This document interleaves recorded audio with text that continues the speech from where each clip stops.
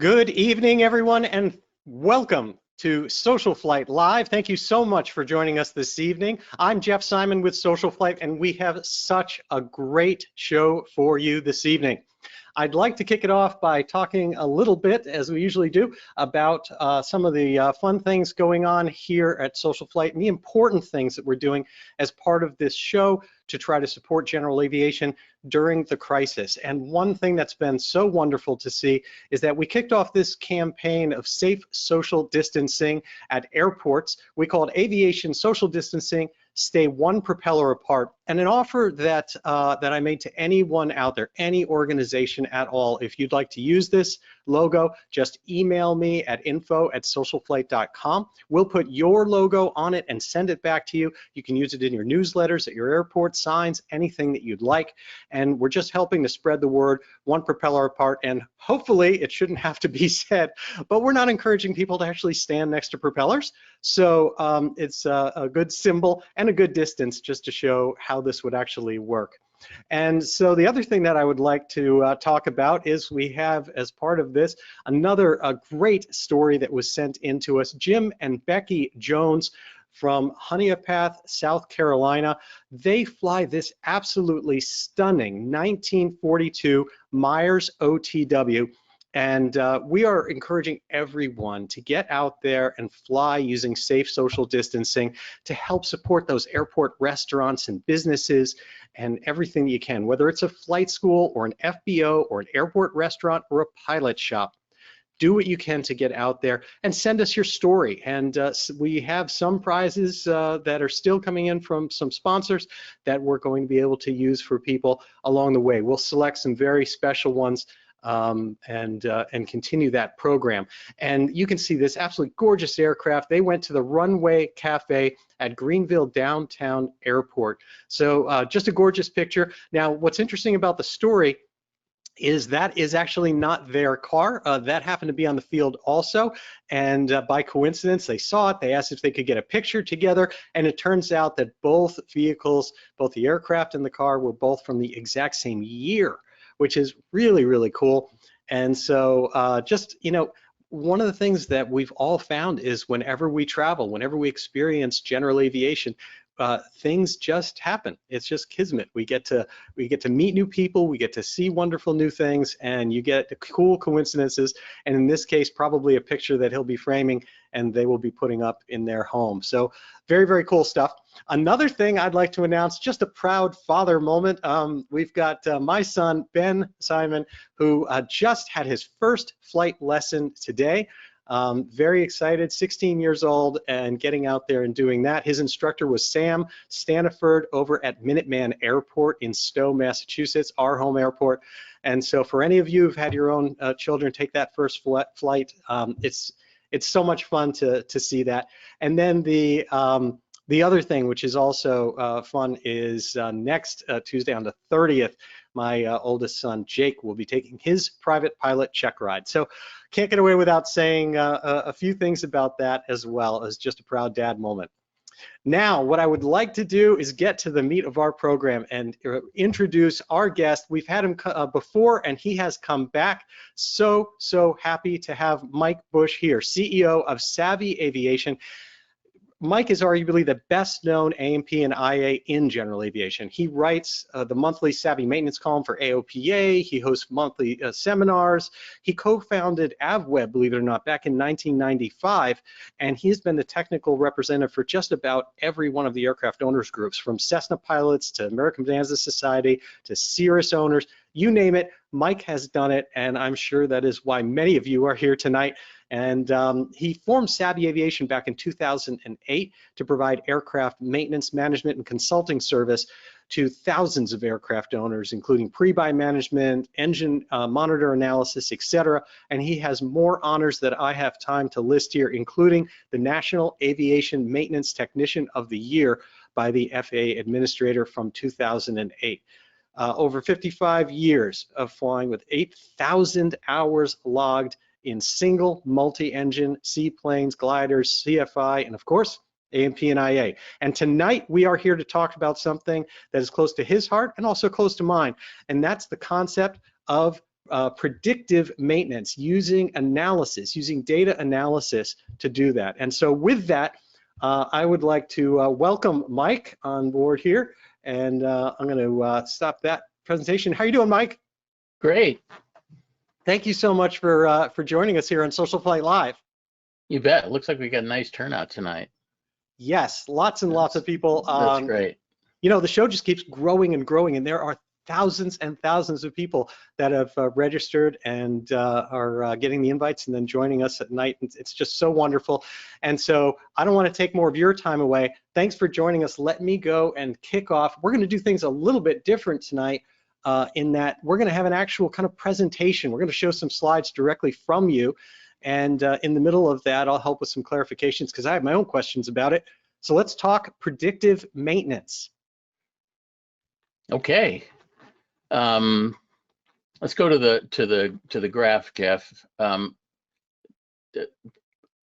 For decades now, I've been preaching reliability-centered maintenance, condition-based maintenance, the idea of doing just the right amount of maintenance at the right time without over maintaining aircraft, which is typically what the manufacturers want you to do, or under maintaining aircraft, which causes you to get stuck places you don't want to be. And you know, I thought this was sort of an interesting graph that sort of indicated how this all works. The scheduled preventive maintenance is really how manufacturers lay out maintenance programs for piston GA aircraft. They are a little bit more sophisticated when you start getting into the big jets, but for us at the bottom of the food chain, every maintenance manual has this big section of hundreds of scheduled maintenance items you're supposed to do every, 50 hours, 100 hours, once a year, whatever. And if you do all of that stuff, you wind up spending a fortune on maintenance, and it tends to be excessive because all those maintenance intervals are sort of calibrated to the worst case aircraft, and most of us don't fly the worst case aircraft. So, and at the other extreme is reactive or corrective maintenance, which is you wait till something breaks and then you fix it, and that certainly minimizes maintenance costs, but it causes all sorts of problems in terms of operating the aircraft because we don't like aircraft to break, especially when we're away from home. So condition-based maintenance is trying to do maintenance only when it's necessary by focusing not on doing stuff, but on inspecting stuff. And, right. And in condition-based maintenance, we focus on inspection, and then we only take an action when the inspection indicates that something is getting into trouble. So And Mike, let me interrupt for just 1 second. So if I can, just to make sure I understand this. So if I'm looking at this graph and trying to understand it, you can even equate it to cars. It's like at the very left side of that is where you're doing every single thing that's said to be done at every time. That's even if it's just a suggestion by the manufacturer. It would be like going through and kind of like if you want to go to the dealership with your car and have them do every single check and every single item. Some of them are just, perhaps really not safety related or could cost you an awful lot of money and not necessarily affect your reliability. Whereas that whole right side, all the way to the extreme, you're ignoring all sorts of signs, and the bottom line is you're waiting for something to break catastrophically before you're willing to deal with it, right? Right, but of course, have you ever seen a maintenance manual where it said something was just a suggestion? It doesn't happen. Good point. Good point. Oh, and one quick housekeeping. We know that what the manufacturers say is just a suggestion, but they don't want you to know that. Exactly. Plus, how much of it is the lawyers and how much of it is something else? Oh, absolutely. Exactly. I want to put one quick housekeeping note for some questions we're getting in there. Just so you know, for everyone watching, you can actually grab and control the size of the video you are seeing for Mike and I on the camera versus the size of the presentation. If you'd like to change those, you can do that right on there. So back to this. Sorry for take that interruption, but we had some questions about that. Oh, no problem. Okay, let's continue. So so how do we determine condition? If we're going to do maintenance based on determining condition and condition-based maintenance, how do we do it? Well, we do it by visual inspection. Nowadays, we can inspect things using a borescope that we didn't used to be able to look at. We can take stuff apart and inspect it. We don't like to do that any more than necessary. There's some things we have to take apart to inspect, like magnetos, because there's no way to stick a borescope inside of a magneto and look around. But we try to avoid doing invasive kinds of inspection if we possibly can. We've got various indirect methods of trying to determine condition without actually laying eyeballs on it. Things like doing compression tests of cylinders, which we could do a whole show on why I hate compression tests, but that's another story. You and me both. Things like, spectrographic oil analysis and stuff, which is sort of indirectly trying to figure out what's going on inside the black box without actually looking at it. But the latest thing that we can do, which is, and the newest thing that we can do, is to use sensor data for determining condition. And the use of sensor data combined with computer algorithms is what we call predictive analytics. And the lead on this whole area of predictive analytics is clearly the airlines. We're way behind the airlines on this. Modern airliners are just riddled with sensors, thousands of sensors in a modern aircraft, a 787 or that sort of a class of aircraft. And the sensors measure just about everything in the aircraft that's measurable. You can flip to the next slide, Jeff. Just engine stuff, electrical system, hydraulic system, air data, vibration sensors, positions of flight controls, positions of landing gear, all sorts of fluid levels, the condition of the pressurization system. There's just a ton of things that are measured. And then all of these thousands of sensors get digitized by a box in the aircraft called a data acquisition unit, or DAU.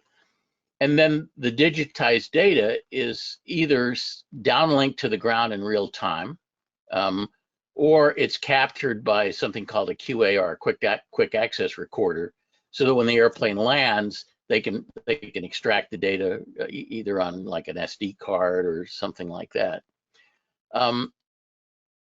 So predictive analytics takes all this sensor data and puts it through computer algorithms to try to detect patterns consistent with something about to go wrong, or something that's going to be in need of maintenance, or possibly need of replacement. And some of the things are real easy. I mean, looking at tire pressure and seeing that it's headed down towards the lower acceptable limit, that's really easy. Some of the stuff's really hard. Rare events, detecting things like incipient failure of an engine component or something, which happens very rarely, it is hard. And it takes some very sophisticated computing to detect that sort of thing. And part of the reason it's so hard to detect, because they don't happen very often, so we don't have a lot of examples of these failures to look at. Next, Jeff. But the whole idea of predictive maintenance is to take another step forward in trying to do maintenance just at the right time, before failure occurs, but not too often. And one of the advantages of predictive maintenance over the typical condition-based maintenance is condition-based maintenance is based on scheduled inspections. We take a look at something every 100 hours. We take a look at something every annual inspection. Predictive maintenance is watching all the time. And because it's watching all the time, because the sensors are gathering data every second that airplane is in operation, we can we can be less conservative about when we decide that it's necessary to do maintenance, because if we're doing a bore scope inspection once a year at annual, we need to make sure that the airplane's going to make it for a whole other year before we take another look. Right. Whereas when we're dealing with sensors, it's just constantly looking. And So isn't it, Mike, like a lot of it also by having all that data, which is so beautiful with engine monitors now, but by having so much of that, you start looking for deviations from the data as much as you start looking for things that would be obvious to anyone. I mean, that's one of the issues. Obviously, you and I both get questions from people on things like EGT numbers and things like that, which we try to explain are relative numbers. But what really matters with relative numbers, whether it's oil analysis, EGT, or things like that, is the delta, like what's new. And if we see something new, that's important to start figuring out what's going on. Well, that's true. But when we're talking about rare events, and the events that we're most worried about are rare events, because they tend to be kind of like catastrophic events. It is usually not easy to look at the data and detect that. It usually requires some pretty sophisticated stuff to do that. I'll be getting into that, so I don't want to get too far ahead of myself. Why don't we continue on? At any rate, this whole thing was really pioneered by Boeing. They were really the first guys in this game with a program called Airplane Health Management, or AHM, that they introduced in 2004. And today, virtually every airline that flies 777s or 787s uses this system. Next, please. And it's not just Boeing that's in this game. Airbus has got a program called Airwise, I think it is, and they're doing a pilot program with Delta Airlines I'll tell you about in a second. The engine manufacturers are heavily into this. GE is probably in the lead, and a lot of the GE engines do telemetry to the ground in real time, but Pratt & Whitney has got a program. Rolls-Royce is sort of bringing up the lead as far as I can, or up the tail as far as I can see, but they're trying to get in the game. But Delta has this pilot program with Airbus. They're the pilot customer for this predictive maintenance program that Airbus has launched, called Skywise. And Delta is claiming that this thing has been phenomenally successful for them. They're claiming a 95% success rate for Wow. failure predictions, and these numbers are really impressive. They said that during 2018, which I guess is the last year that they had this data compiled for, they had only 55 maintenance-related flight cancellations. 8 years prior to that, they had 5,600 maintenance-related flight cancellations. So, I mean, this is really amazing stuff. Now, again, we're not anywhere close to this in piston GA, but this gives you an idea what the potential for this stuff is. So, at any rate, so what about us guys down at the bottom of the food chain? My company we started the company in 2012, and 2 years later, we started a division called Savvy Analysis that was dedicated towards to analyzing engine monitor data for piston GA aircraft. And we did this because nobody else was doing it. And frankly, still nobody else is doing it. But in the years since 2012, and I guess we're talking about only 6 years now, we've now got a database of more than 2.5 million discrete GA flights that involved more than 10,000 piston GA aircraft, different aircraft. We're talking about billions, hundreds of billions of data points in the database. Fortunately, this is all stored on Amazon, Amazon's computers, and they don't charge very much for storage because we're storing an awful lot of stuff over there. And so we started gathering all this data. First, we were just sort of graphing it and doing the usual kind of analysis of having either letting the owner look at their own data or having our analysts look at the data. But we started getting this huge amount of data, and we said, well, there ought to be something interesting we can do with this. So the first interesting things, there's actually a lot of interesting things we can do with it. But the first interesting thing that we came up with was something that we call the Savvy Analysis Report Card. And the idea of the report card is to look at a whole bunch of different parameters of your aircraft that are reported by your engine monitor and compare it with all of the other aircraft in our system of the same make and model, the same airframe, the same engine configuration. So that, for example, we've got tons of Cirruses in our database. We got tons of RVs in our database, and so we're able to report to owners not only the sort of the absolute numbers on their own aircraft, but how they're doing with respect to all the other airplanes of the same kind. In other words, we're sort of grading them on the curve, and which I thought was a pretty useful thing to do. And if you go to the next slide, I've got a picture of an actual report card, just to give you an idea. I'm not going to spend a lot of time dissecting this, but our clients get a report card that looks like this on a periodic basis. How often they get it kind of depends on how often they upload data. We encourage them to upload lots of data.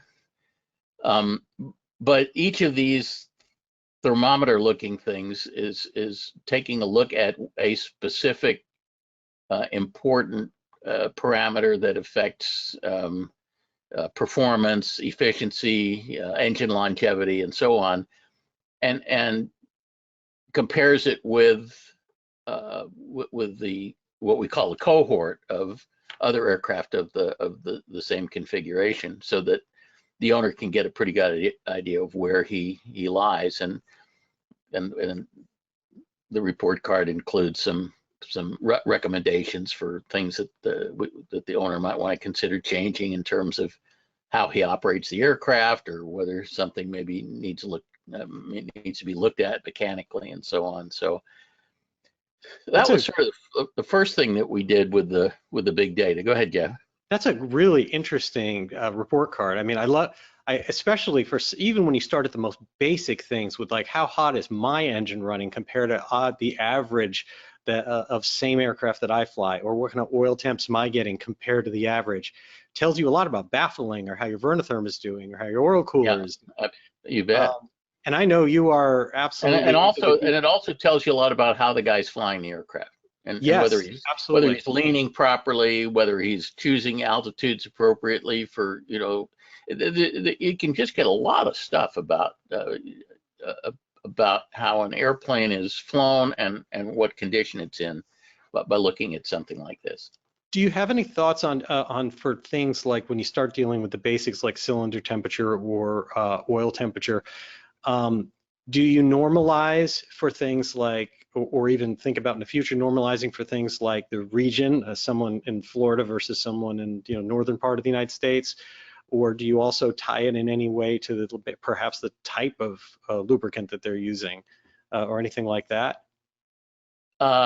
We've not done that. The one thing that we are working on is one of the things that we report on the report card is kind of interesting, because most of the things on the report card are about what the airplane's doing when it's flying. But we realized that if owners upload data on a regular basis, one of the things that we can tell about the aircraft is when it's not flying, right? How much it's not flying, right. Basically how active it is, and so on. And so we come up with a risk score in terms of corrosion risk. But to really get the corrosion risk score right, we need to also look at where the airplane was not flying. You know, if it Right. was not flying in South Florida, it's a whole lot more serious than if it was not flying in Denver. Right. And some of the engine monitors, like all Cirrus's, for example, report lat long information in their data, so we can actually tell where the guy was not flying. You know, and we can modify the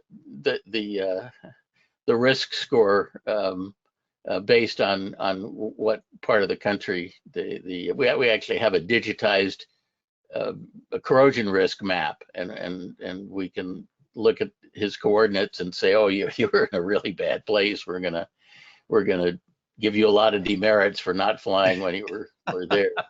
Yeah, it's really pretty interesting, Jeff. Yeah, that is absolutely fascinating. When you think of I'm thinking of all this data that's being collected and by you guys and all the work you're doing on this, how it can be tied into a million different things. And but geez, by the time you get the whole picture of this versus ADSB, we're going to know everything about everyone.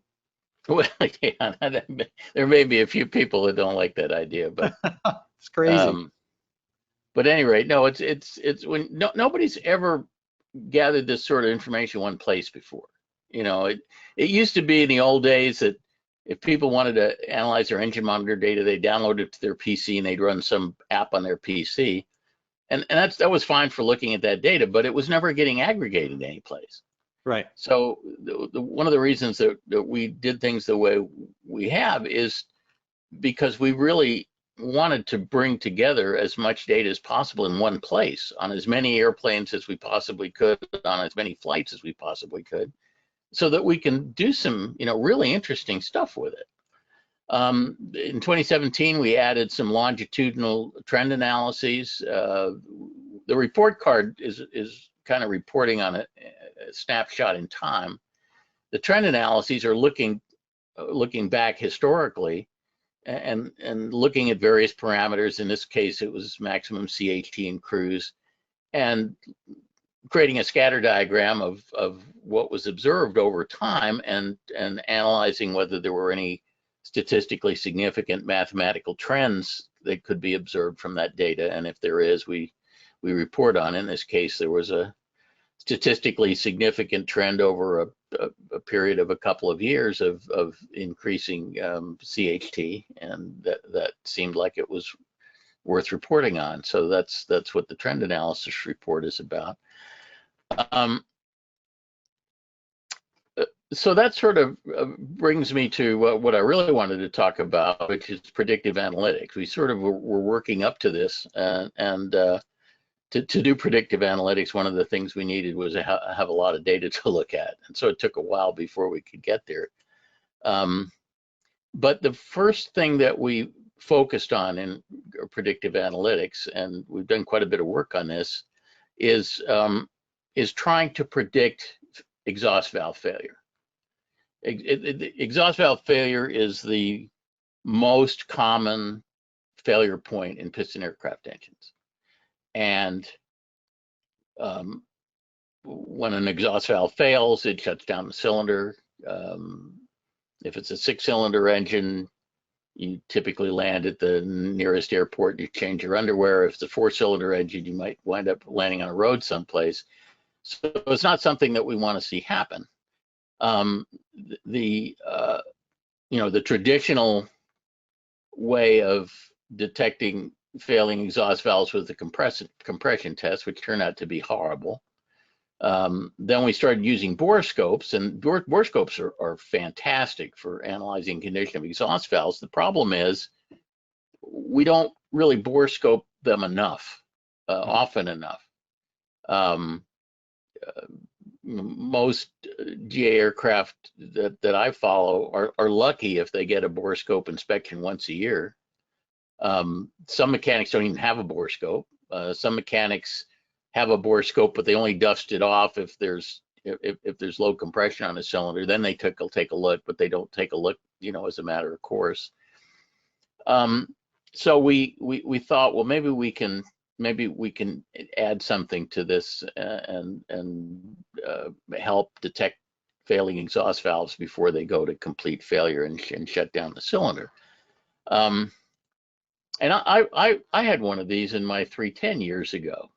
That was back before we had borescopes and stuff. Today, there's really no excuse for ever having an exhaust valve failure. If you have an exhaust valve failure, it means you weren't paying attention, right? Frankly. Right. So we're trying to improve the paying attention factor here. And one of the things that I have observed over the years is that when an exhaust valve starts to fail, develops a hot spot, and starts leaking a little exhaust gas at some point around its perimeter, it causes, or often causes, a detectable pattern of oscillation in exhaust gas temperature. If you go to the next slide, it shows that.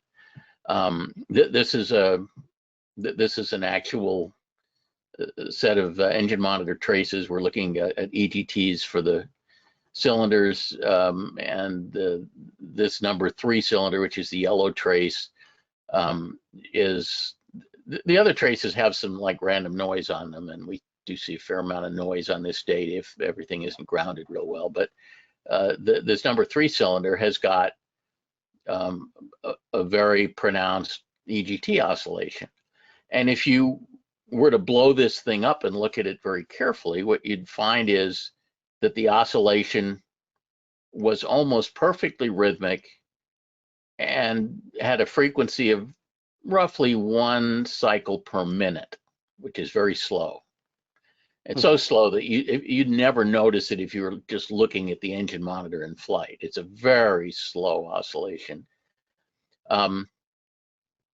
And so, of course, the question is, well, why would a failing exhaust valve cause an oscillation like this? And the answer is that the exhaust valves have a rotator cap on them that rotate the valve a tiny fraction of a degree every time it opens and closes.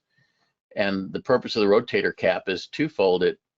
It helps distribute the heat around the circumference of the valve, and it also helps keep the valve seat and the sealing surface of the valve clean of deposits. But if there's a leak at one point around the edge of the valve, that leak will rotate around from the hottest part of the combustion chamber to a cooler part of the combustion chamber. And the result is a very, very small but quite detectable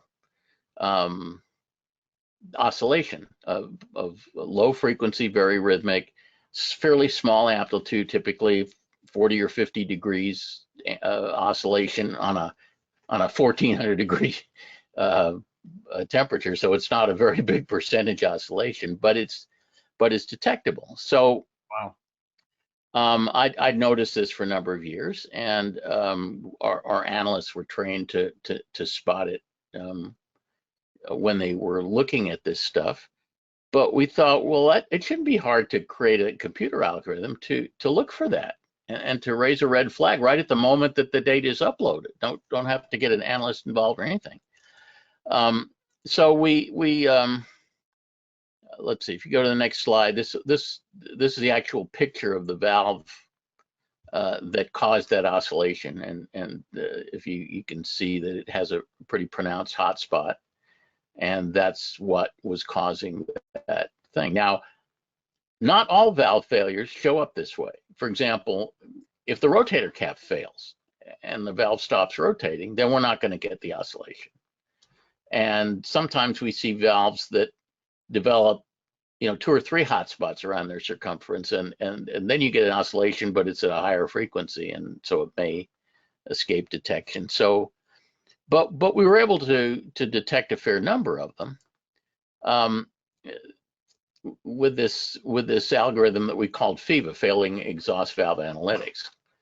Now this FEVA algorithm was what we call a heuristic algorithm. That's on the next slide, Jeff. But well, actually, Mike, for 1 second, I just want to go back. It's interesting. Sure. It's interesting that this was the one that produced that pattern, because obviously this isn't a final stage or a complete end of life failure. It hasn't cracked. It doesn't show like it's really burning all the way through gases, and yet you still see that pattern, which is really impressive. Oh yeah, Yeah. what I've found over the years is that the lead time, if you were let's say inspecting the valve with a bore scope, before every flight, let's be ridiculous now. From the time you could spot that the valve was in trouble with the bore scope to the time it actually failed would be something on the order of 100 hours. Wow. So there's a Yeah. fair amount of lead time there if you're looking, Right. Well, I mean, this is a very the problem is if you only look once a year, right. and the airplane flies 200 hours a year, that's not enough. Okay, Right. it's not enough Right. looking, and you can't be sure that you're going to catch these things before Right. failure. And this is a beautifully classic view of that progression from green to the yellows and oranges and the plume coming right out. This is just the standard failed valve. This is what we. Yeah. Now, do you find so you find that they are for FIVA that I understand that you said that if it's not rotating, obviously you can't see that. I had thought that one of the earlier stages of exhaust valve failure, one of the earlier stages was that it would stop rotating because of that. But you're saying no, actually, as it's progressing, you still see quite a few cases where it's still rotating its way through the seat, even though it's got that weak spot. Oh yeah, no, absolutely. The fact that the valve is failing doesn't cause the rotator cap to fail. The rotator caps fail for two reasons. First of all, they're kind of cheesy little things that aren't made very well. But also, if the valve guide gets excessively worn and you start to get a lot of hot gases getting up into the rocker box area, it can fry the rotator cap and it'll stop. And it can anneal the valve springs and do all sorts of bad things. Got it. But so anyway, this algorithm we came up, this FIVA algorithm, is what we call a heuristic, which is basically, we stared at a bunch of these things and then we wrote a program to try to detect them, and we tweaked the program until it was as good as we could make it. And it was sort of crude, but it did a fairly good job. We're completely thrilled with it because it did miss a fair number of failures, and it did have a fair number of false positives. And so after a couple of years of having this, we thought, well, maybe we can do better. And by then, there's been a lot of advances in artificial intelligence work, and particularly in an area called machine learning. And we decided that we would try to see if we could come up with a machine learning algorithm to try to do a better job of detecting exhaust valve failures. And so we developed something that we're calling FIVA 2.0, and we actually rolled it out a few weeks ago to congratulations to our clients. And it FIVA 2.0, if you can advance the slide, uses machine learning technology based on all this data that we've got in our database. Plus, we also have we do a lot of maintenance management, and we keep records of everything we do on tickets.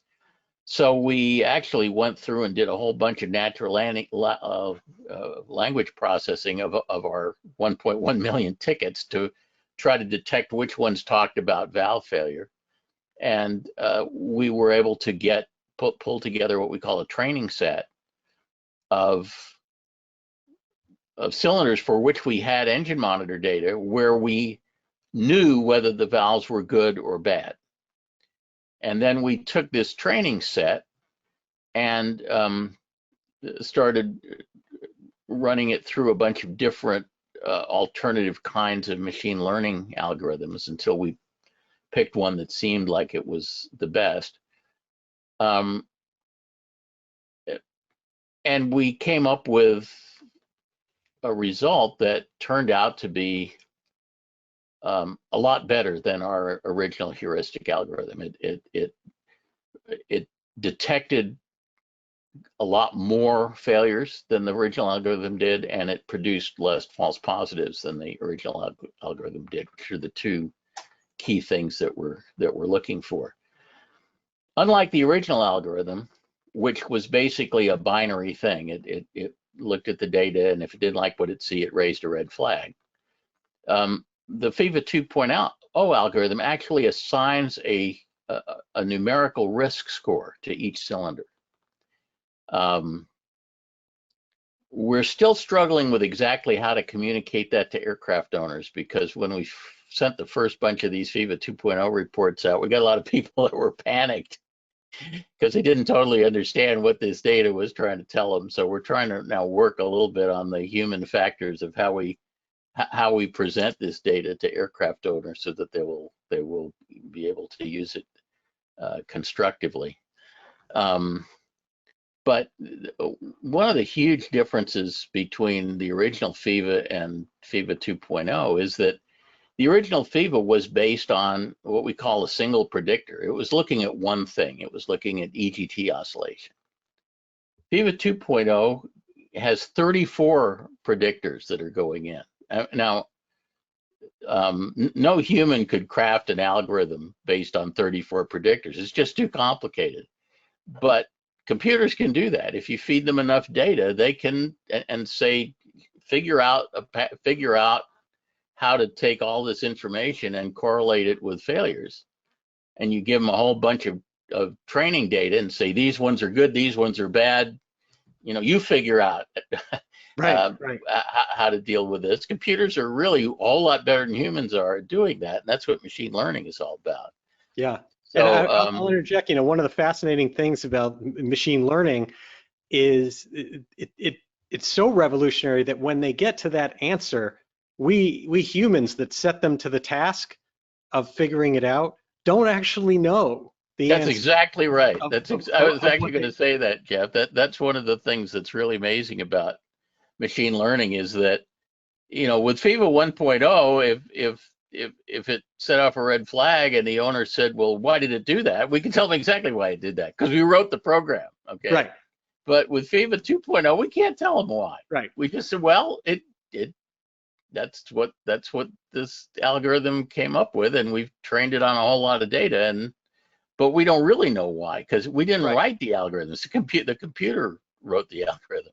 And so it's very it's a whole different way of thinking about stuff. And what puts a huge smile on my face with this, and you have always been at the forefront of this like cutting edge stuff, is this is the same technology, the same concepts that Google, that YouTube use to figure out what gets put in front of you. For anyone out there that wonders like, oh, what's the special formula? What do I do that actually gets my video out in front of someone, or why does this thing show up in front of me? What's fascinating to know is this is the same technology as what Mike's using here on this. And the answer is Google doesn't know. YouTube doesn't know. What they do is they take software and they treat it like a robot, and they say, okay, all we can do is give you a mound of data and grade you on it. And you go through, and a bunch of you guys go grade, and then we say, nope, you were wrong in this one because we know the answer, and you were wrong in this one because we know the answer. Go back. And they keep doing it generation after generation after generation. And at the end, it starts doing a really good job. And if someone asks you, what is it that does it? You go, I don't know, but I own it. That's the bottom line. Yeah, no, absolutely. That's one of the things that's really interesting about this. If you go on to the next slide, I sort of put this on it. This FIVA 2.0 is this black box. We don't know what's in it really, you know, but we know that if we feed it 34 predictor variables out of the engine monitor and we give it hundreds of training cases of known good valves and known bad valves, that it will magically spit out this risk score. And we know that, you know, there's a, you know, you can see kind of an image of what is spit out of there. We keep tweaking how we actually present that information to the end user, but it basically, for each cylinder in the engine, it says that particular cylinder is, at below average risk, above average risk, and we know that if it's above average risk, it's 4 or 5 times as likely to have the exhaust valve fail than if it's at average risk. So that's kind of what this thing is all about. And now here's the neatest part of all this, if we go to the next slide, is that the more known cases that we feed into this algorithm, the smarter it gets. And every day we get about 850 new flights uploaded to our system and about 365 new ticket posts posted to our, for our maintenance management operation. And so we're constantly getting more and more data. And of course, now that we have FIVA, we're really on the lookout. We've got all of our account managers saying, hey, if you do a borescope inspection of an engine that has engine monitor data, we want to know what those valves look like. We want to know if they were good. We want to know if they were bad. We want to know, and so that we can feed this data into the algorithm, and the algorithm will get trained more and more and more, and will get more and more accurate over time. So this is just one of these things that gets better constantly. I drive a Tesla Model 3, and it's one of these things that the car is different every time I drive it. It gets smarter like every week, and it's just amazing because every time I and the other million Teslas are on the road, the car is constantly sending data back to Tesla headquarters, and it's constantly getting factored into their machine learning algorithms. So it's pretty amazing. Wow. So at any rate, again, here's kind of what one of these reports looks like. If the cylinder has an above average risk score, it's typically about 4 times as likely to fail as a cylinder with an average risk score, and if it's below average, it's about half as likely to fail as an average. And when we compared FIVA 2.0 to the original heuristic FIVA 1.0 algorithm that we started out with, if we are willing to accept, we can vary the thresholds on this thing. We vary where we set the demarcation line, for example, between average and above average. And depending on where we adjust that, if we adjust it to the point, if we're willing to accept the same number of false positives that FIVA 1.0 put out, then the new algorithm detects 3 times as many failures. Wow. If we want to lower the false positive rate, then we adjust the threshold, but then it won't detect as many. So it's kind of a balancing act as to how you want to optimize it between catching as many failure cases as possible or minimizing the number of false positives. And in this case, Mike, I think, yeah. Let me just make sure I understand. So the false positive you're talking about is it's being flagged to be looked at. Well, the only downside of that is a borescope comes out, the aircraft goes into a shop and a scope comes out to look at it directly and see what we can learn. Is that correct? Whereas the false negative is what actually a false positive is that the cylinder gets a very high risk score. The owner dutifully has a borescope stuck in the cylinder and the valve looks fine. Right. Low risk and low cost. Well, low risk, except that if that happens too often, the owner says, this thing isn't worth anything.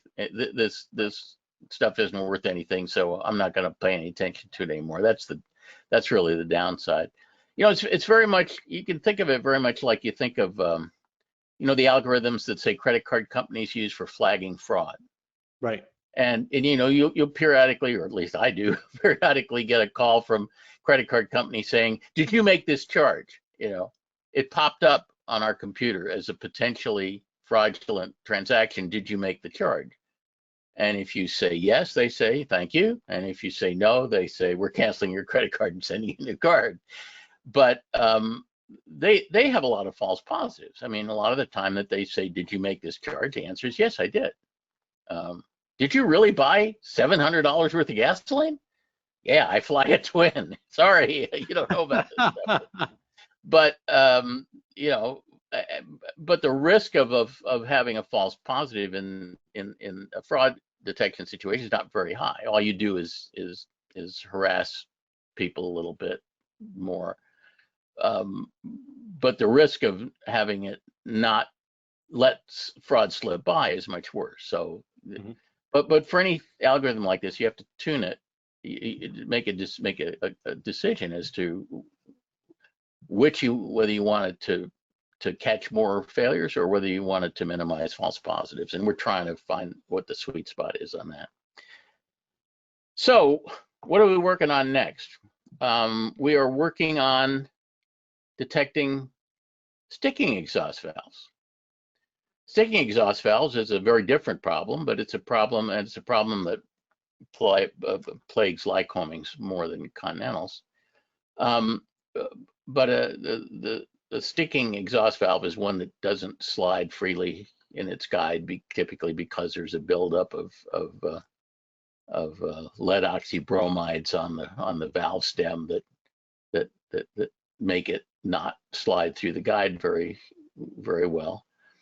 And a sticking exhaust valve typically first appears as something called morning sickness, where you start the engine and it runs kind of rough at first. And if you have an engine monitor, you notice that, you know, maybe one cylinder isn't producing EGT initially. And then as the engine warms up a little bit, then that cylinder gets well again and everything seems fine and you go flying.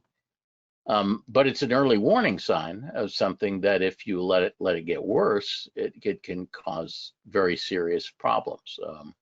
If the valve sticks closed, then something in the valve train is going to have to give, and it's usually the push rod that gets bent, and that shuts down the cylinder permanently. And if it sticks open, you run the risk of getting a valve strike and having the piston strike the valve that didn't get closed and get out of the way, and that can sometimes snap the head off the valve, which certainly shuts down the cylinder, but occasionally it'll get in the wrong place and shatter the piston, which will cause a catastrophic engine failure. So again, we don't like these things to happen. They need to be detected early so that they don't get to the point of causing problems.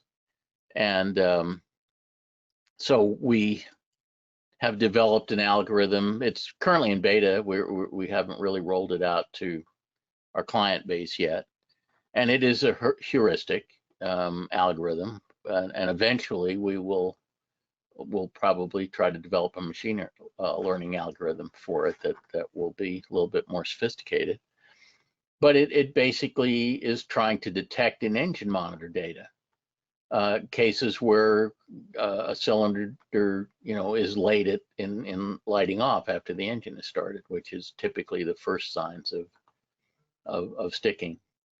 And so, as I said, this is now in beta, and we expect to be rolling it out to the client base in the next, you know, month or so. What's next? There's a bunch of stuff on our list of things that we want to do along these lines. We're going to be writing algorithms to detect abnormal combustion events, detonation, pre-ignition. We think that we probably can write algorithms to detect valve train problems like worn cam loads or collapsed lifters where the valves aren't opening fully. And the more sensors we have, the more we can do. You know, if engine monitors start, you know, getting vibration sensors on them, which a few of them have, most of them don't, maybe we can do something really interesting with vibration patterns and so on. That'd be great. Various things in the engine have very distinctive vibration frequencies. I mean, for example, you know, magnetos turn at 1.5 times crankshaft speed, and the camshaft runs at half crankshaft speed, and alternators run at n times crankshaft speed. And so there's a real possibility that with vibration sensor data that we can take a look at, we can say, hey, it looks like you're developing, you know, an alternator problem or a magneto issue or something like that. But this is going to be fun, and we're just starting out. We've got all these ideas, and I really have high hopes for this being something that's very important in the future. The objective is that, and this will take a long time, but our aircraft will increasingly be telling us what needs to be done rather than our mechanics telling us what needs to be done. And that's getting to be the norm in the airlines, and hopefully we're going to gradually be getting there in piston GA. It's absolutely fascinating, and I'd like to, continue for a little bit with some of the questions that have come in and Sure. and things like that. So one thing, as you said, this is all about data, and the more data, the better. Now, your services at Savvy include, of course, helping people all the way through when it's time and they decide to overhaul their engine and things like that. Are you already, or do you see yourself looking to use that as a key data point when you have this wonderful opportunity that someone's opening up an engine anyway, and you can take the results of that and somehow feed that back in to your machine learning process, where we didn't see a failure, but if you get a report back that says, oh, this cam had this problem, or this is something bad that was discovered during that overhaul, and you can use that for your data, for your testing? Absolutely, absolutely. And again, the way we do all of our maintenance management, the service we call Savvy MX, and all of our consulting work, which is the service we call Savvy QA, everything is documented. Even the breakdown assistance stuff that we do, everything is documented on tickets. It's all done documented on a ticket system. We try very hard not to do stuff on the phone except in emergencies, because there's no documentary record of it. Right. And so we've added to our ticket system the ability for account managers, who are our IAs, who are working with the clients, to add tags to various tickets,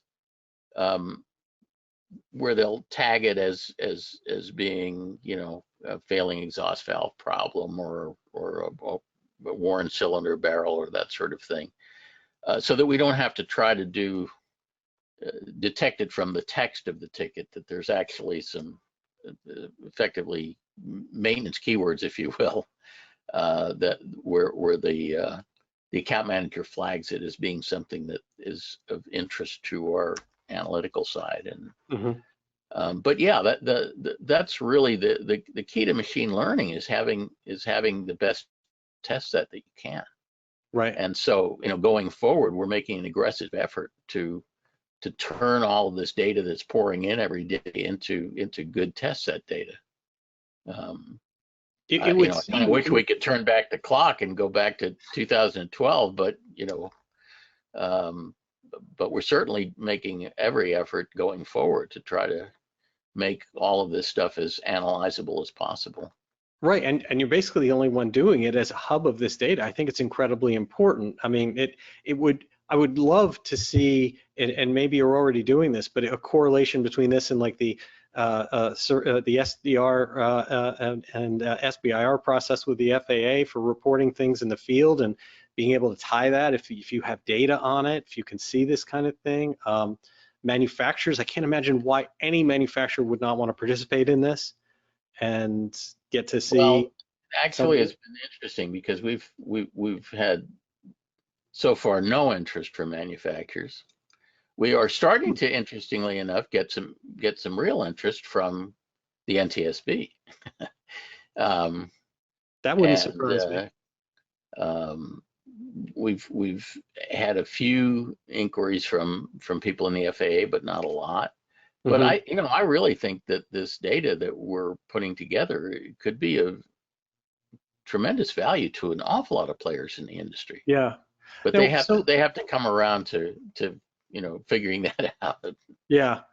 Now, when we're talking about data, we've certainly got a few questions from people there that has to do with the openness of data or the security of data and things like that. How do you address that? Because on one end, you have everybody's flight data, and you're using it for this good purpose and for their benefit. On the other end, it could be easy. A lot of benefit could be done by sharing it. A lot of inquiries could happen from legal things and other stuff by people wanting access to your data. Can you talk a little about data privacy or what your plans are? I can. I can't. I don't think we want to go through our entire privacy policy, but No. I'm talking 30,000 foot level. No, we have a very carefully thought out, very carefully crafted privacy policy. And basically, in a nutshell, what it says is that data that an aircraft owner uploads to our system belongs to the owner, doesn't belong to us, but that we have unlimited rights to use that data after it has been de-identified. So, because for our analysis purposes, we don't care whose data it is. We care that it came from a Lycoming TIO 540. We might care that it came from a PA 32, but we don't care what N number it is. We don't care who the owner was, and so we de-identify the data for anything that we use it for analytically. When we do stuff with the NTSB, we de-identify the data. So that's really the distinction. That our policy is effectively that the data, if it's identifiable, is the property of the aircraft owner. But we have a license to use the data. The owner, by using our system, grants us a license to use the data in de-identified form for analytical purposes. And have you already, or do you plan, aside from the FAA, on using the de-identified data to do things such as look at what you're seeing in trends from different oil brands or oil viscosities, or cylinders from one company to another company, and what you see in temps and things? Because it sounds like, removing all privacy concerns and de-identifying the data, you'll have a database that you can objectively look at and see this cylinder runs hotter in general, what we're seeing in this type of aircraft, than that actually one does. Or, there's all sorts of ways that this could go. Yeah, I mean, Jeff, we haven't gotten to that granularity because for most of the data that's in our system, we don't know what brand of oil is being used. That's not data that we typically collect, and certainly not any data that the engine monitor captures. So we haven't doing things like comparisons of engine oil or comparisons of superior cylinders to Continental factory cylinders, that sort of thing. We would have to take some steps to gather that data in order to be able to do that sort of thing, and at the moment we're not gathering that. We have a bunch of other questions coming in. Some are going to be simpler than that. Why do Lycomings have the sticky exhaust valve problem in particular versus Continentals, is one of the questions that came in. Well, the short answer of that is open up your most recent issue of AOPA Pilot magazine. I knew you were going to say that. Because my column in this month's issue is about why exhaust valves stick, and it goes through all the chemistry of it and so. But the short answer is that Lycomings have sodium-filled exhaust valves, and as a result, the valves run cooler than Continentals.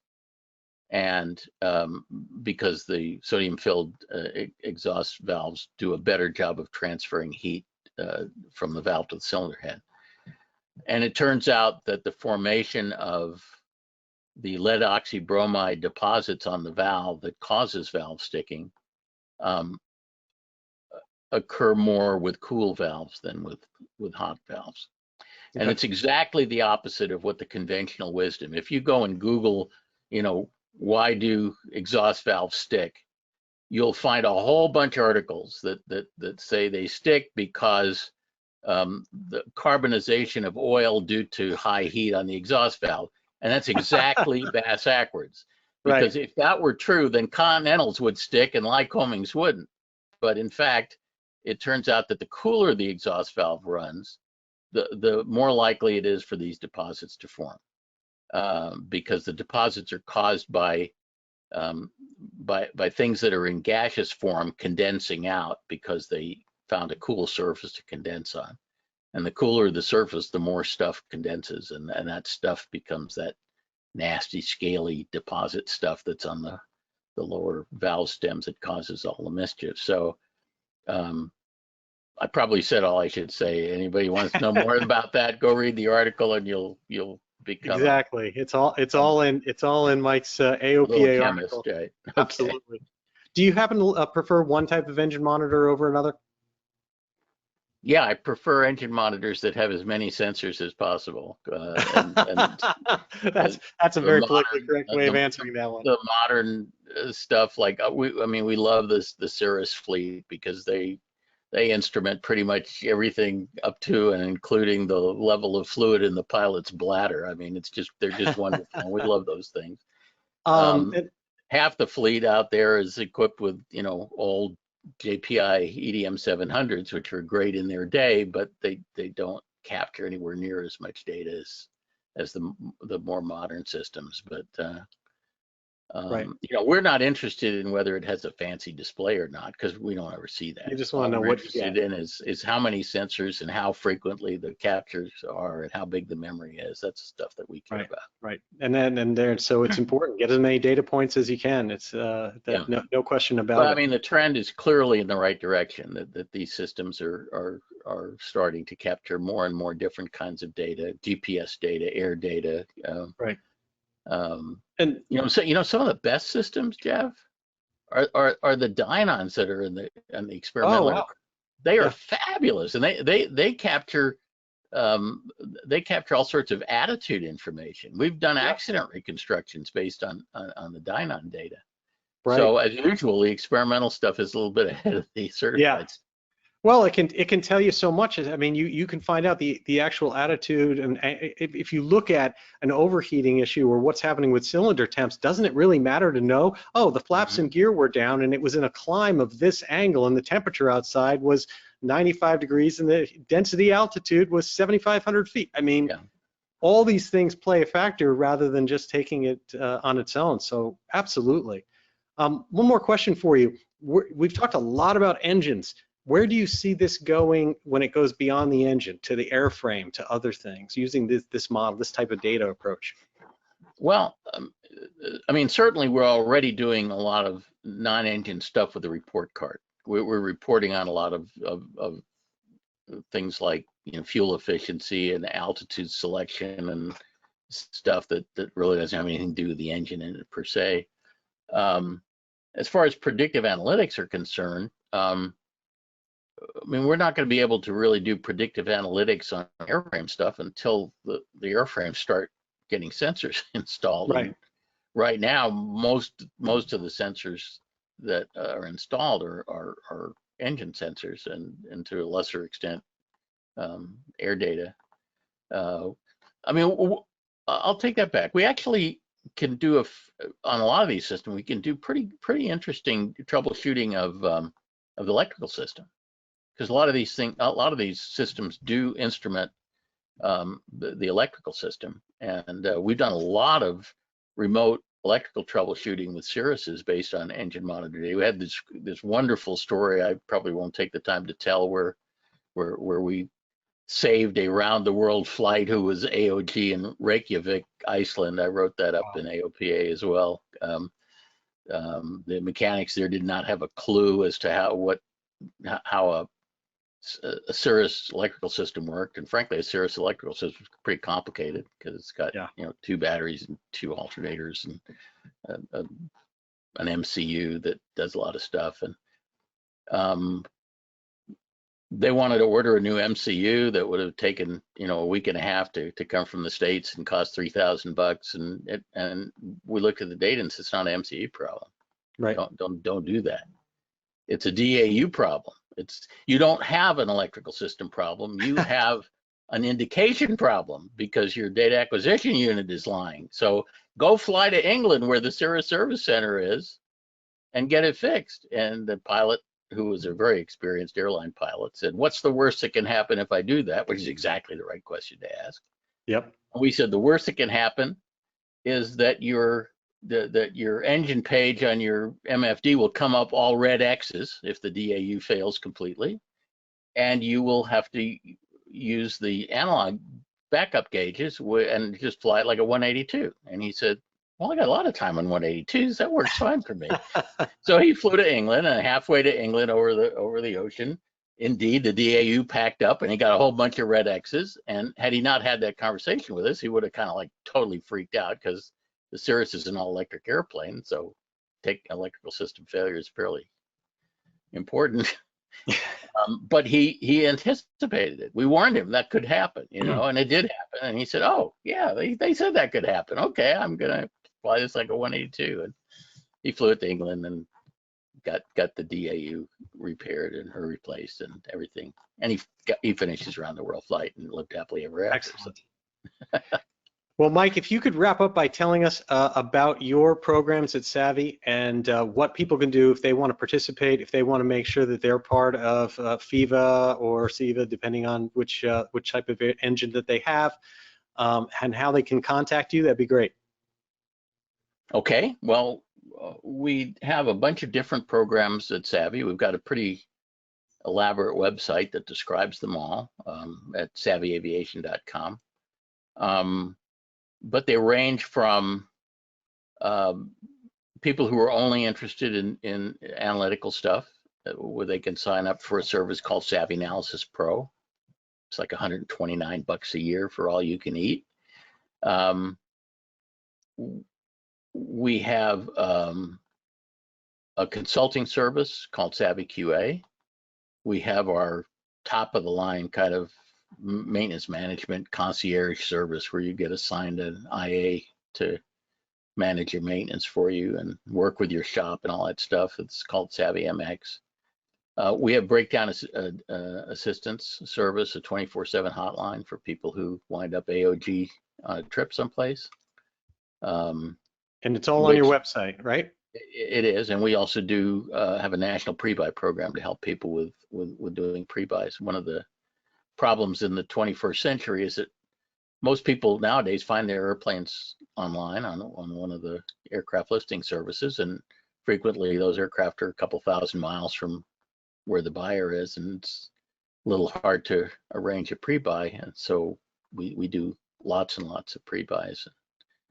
But that stuff's all on the our website. And Savvy and pretty much all of our services, like MX and QA and so on, include Savvy Analysis Pro as a standard part of it. So you can buy Savvy Analysis Pro a la carte, but you get it automatically if you sign up for consulting or maintenance management. But the website does a pretty good job of describing it, savvyaviation.com.